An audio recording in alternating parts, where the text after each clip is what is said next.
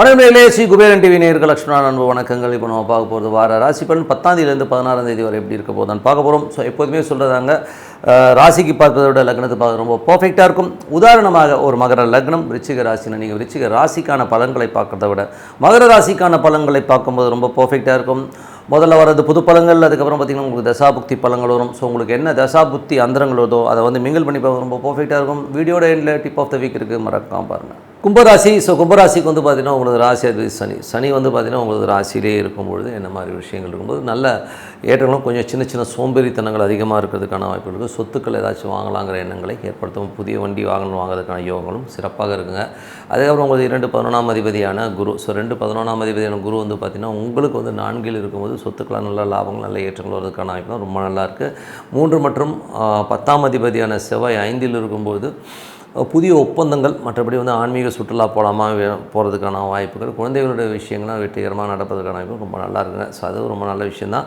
அது மட்டும் இல்லாமல் 3 மற்றும் 10 தொழில் ரீதியான விஷயங்கள் வந்து பார்த்திங்கன்னா கொஞ்சம் வந்து ஒரு ஸ்ட்ரெஸ்ஸஸ் கொஞ்சம் ஜாஸ்தி வர்றதுக்கான வாய்ப்பும் கொஞ்சம் கவனமாக இருக்கணும்.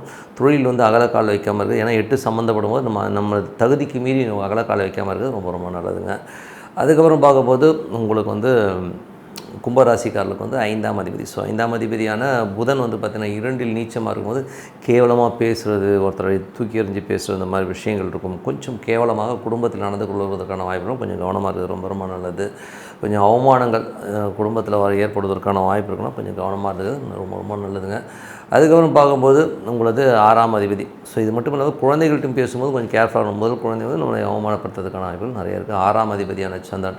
6ஆம் அதிபதியான சந்திரன் வந்து வேலையில் நல்ல ஏற்றங்கள் நல்ல லாபங்களை கண்டிப்பாக கொடுத்துருங்க. ஸோ அது மட்டும் இல்லாமல் நல்ல வளர்ச்சி நல்ல ஏற்றங்கள் கொடுக்கும். கணவன் மனைவிக்கு நடுவில் பார்த்திங்கன்னா புதன் வியாழனில் சின்ன சின்ன கருத்து பேதங்கள் வரதுக்கான வாய்ப்புகளும் ரொம்ப கேர்ஃபுல்லாக இருக்கணும்.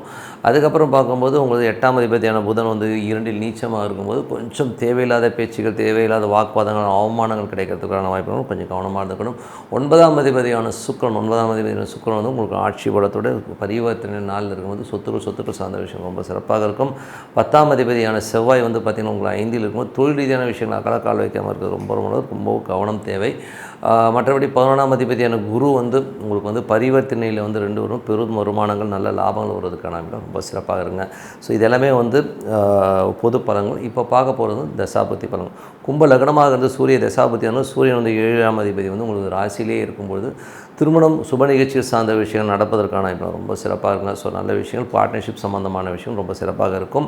அதுக்கப்புறம் பார்க்கும்போது கும்ப லக்னமாக வந்து சந்திர தசாபுத்தி வந்து சந்திரன் வந்து வேலை சம்மந்தமான விஷயம் நல்ல ஏற்றங்கள் நல்ல லாபங்கள் வருவதற்கான வாய்ப்பு ரொம்ப சிறப்பாக இருக்குது. ஸோ நல்ல ஒரு ஏற்றங்கள் வருவதற்கான வாய்ப்பு ரொம்ப நல்லா இருக்குங்க. கும்ப லக்னமாக வந்து செவ்வாய் தசாபுத்தி. செவ்வாய் வந்து 3 மற்றும் 10ஆம் அதிபதியாக இருந்து அவர் 5ல் இருக்கும்போது தொழில் ரீதியான விஷயங்கள் வந்து கொஞ்சம் ஸ்ட்ரெஸ்ஸஸ் இருக்கும். அகலக்கால் வைக்காமல் இருக்கிறது ரொம்ப நல்லதுங்க. சில பேருக்கு சொத்துக்கள் வாங்குவதற்கான யோகங்களை கண்டிப்பாக ஏற்படுத்தும். அதுக்கப்புறம் பார்க்கும்போது கும்ப லக்னமாக வந்து ராகு தசாபுத்தி வந்து ராகு வந்து பார்த்திங்கன்னா வந்து 2ல் இருந்து அவர் வந்து இப்போ குருடைய சாரத்தில் போகும்போது சிறப்பான பலன்கள் நல்ல லாபங்கள் நல்ல ஏற்றங்கள் வருவதற்கான நல்ல பெரும் பணம் வருவதற்கான வாய்ப்புகளும் நல்லா இருக்குங்க. அதுக்கப்புறம் பார்க்கும்போது கும்ப லக்னமாக இருந்து குரு தசாபுத்தினா குரு வந்து சிறப்பான பலன்களை அள்ளி தருவாருங்க. ஸோ குரு வந்து பார்த்திங்கன்னா உங்களுக்கு வந்து பரிவர்த்தனை வந்து 2க்கே வரும்போது குடும்பத்துக்கு தேவையான பணம் காசு நல்ல லாபங்களை அள்ளி தரதுக்கான வாய்ப்பு ரொம்ப நல்லாயிருக்கு. கும்ப லக்னமாக இருந்து சனி தசாபுத்தினா சனி வந்து பார்த்திங்கன்னா ஒரு ராசியிலே இருக்கும்போது சோம்பேறித்தனங்கள் அதிகமாக இருக்கும். அப்புறம் பார்த்துக்கலாம் என்னன்ற மாதிரி போஸ்ட்பாண்டிங்கான ஒரு விஷயங்கள் இருக்கும். ஸோ அதனால் கொஞ்சம் கவனமாக இருக்குங்க. கும்ப லக்னமாக இருந்து புதன் தசாபுத்தினா புதன் வந்து பார்த்திங்கன்னா உங்களுக்கு 5-8ஆம் அதிபதியாக 2ல் நீச்சமாக இருக்கும்போது குழந்தைகளுடன் ஒரு கேவலமான ஒரு வாக்குவாதங்களோ குடும்பத்தில் ஒரு வாக்குவாதங்கள் அதனால் நமக்கு அவமானம் கிடைக்கிறதுக்கான வாய்ப்புகளும் கொஞ்சம் கவனமாக இருக்குது ரொம்ப நல்லது.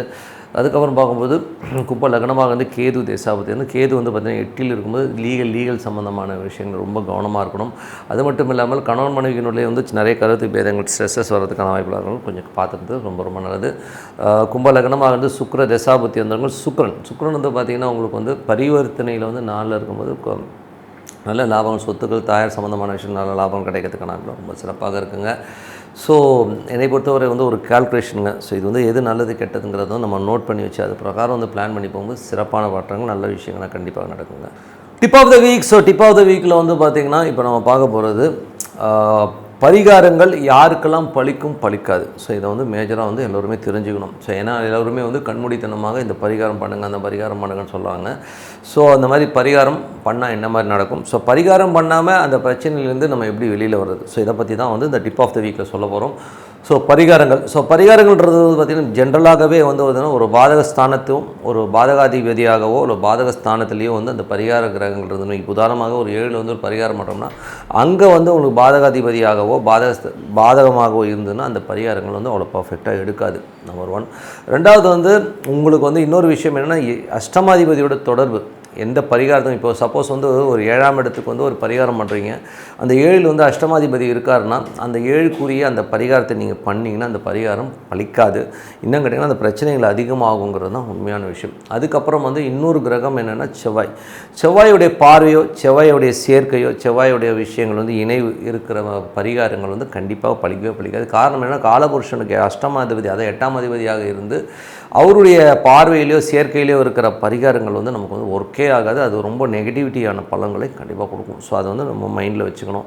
ஏன்னா அஷ்டமாதிபதியாக இருந்தாலும் காலபுருஷன் அஷ்டமாதிபதியாக இருக்கிற செவ்வாய் வந்து கனெக்டிவிட்டியில் எந்த பரிகாரம் பண்ணாலும் அது நடக்கவே நடக்காது. இன்னொன்று அந்த பரிகாரம் பண்ணுற நாள்லேயும் வந்து பார்த்திங்கன்னா அந்த நட்சத்திரங்களோ அந்த கிரக சேர்க்கைகளோ அந்த பரிகார ராசிக்கு இருக்கக்கூடாதுங்கிறது தான் உண்மையான விஷயம். ஸோ அது வந்து மேஜராக பார்க்கணும். ஸோ அது மட்டும் இல்லாமல் நிறைய பரிகாரங்கள் வந்து ஃபெயிலியர் ஆகிறது வந்து திதி சூனியங்கள். சில திதி சூனிய நாட்களில் இவங்களுக்கு திதி சூனியம் இருக்கிற ராசிகளில் வந்து ஒரு லக்னமோ சந்திரனோ போகிற அந்த காலகட்டங்களில் நம்ம அந்த பரிகாரங்கள் பண்ணும்போது நமக்கு வந்து அந்த பரிகாரம் வேலை செய்யாது. ஸோ அதனால் வந்து இதை வந்து கொஞ்சம் மைண்டில் வச்சுக்கோங்க. எந்த பரிகாரம் வந்து பார்த்திங்கன்னா ஒரு இது வந்து நம்ம ஏன் இது பலிக்காது, அப்போ நான் வந்து வெளியில் வரவே முடியாதா அப்படின்னு நீங்கள் கேட்குறது புரியுது. பட் வர முடியாதுன்னு இல்லை, பட் இது வந்து கழிக்க வேண்டிய கர்மாங்கிறத வந்து மைண்டில் வச்சுக்கோங்க. ஏன்னா வந்து சிலதுக்கு பரிகாரம் இல்லை.